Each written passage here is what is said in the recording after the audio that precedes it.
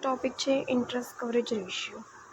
Interest coverage ratio શું છે કે કોઈ બી ધંધામાં જ્યારે કંપનીને ફંડની રિક્વાયરમેન્ટ હોય ત્યારે બેંક તમને લોન પૂરી પાડે છે.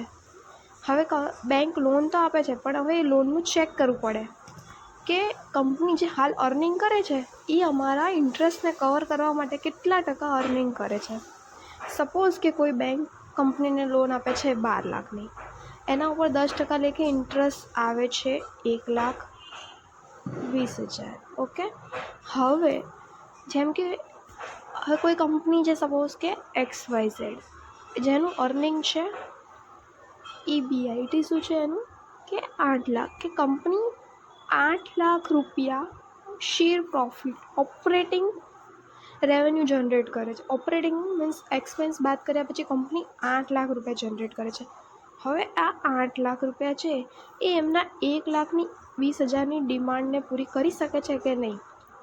જો કંપનીને બેંકનું મેઇન પર્પઝ શું છે કે બેંકને વ્યાજ પરથી ઇન્કમ જનરેટ થાય. તમને પૈસા આપે છે મૂડી તો એમની પાછી મળશે પણ એમની મેઇન ઇન્કમ શું છે કે વ્યાજ.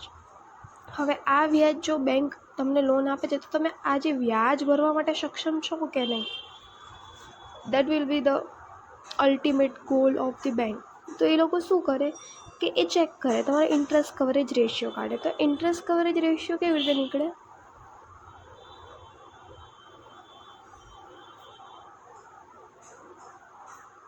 કે મારું EBIT શું છે કે હું ઇન્ટરેસ્ટની પહેલાં ઇન્ટરેસ્ટ ભરવાનું છે એની પહેલાં મારું અર્નિંગ શું છે, હું કેટલું કમાઉં છું, અને મારું ઇન્ટરેસ્ટ પે આઉટ કે મારે કેટલું ઇન્ટરેસ્ટ પે કરવાનું છે બેંકને. સપોઝ કે મેં 12 લાખની લોન લીધી, 10% હું કે વ્યાજ ગણું તો મારું વ્યાજ આવે છે 1,20,000 અને કંપની 8 લાખ કમાય છે. તો 8 લાખ રૂપિયા કમાય છે અને એમાં મારે 1,20,000 બેંકને આપવાના છે. તો મારો કવરેજ રેશિયો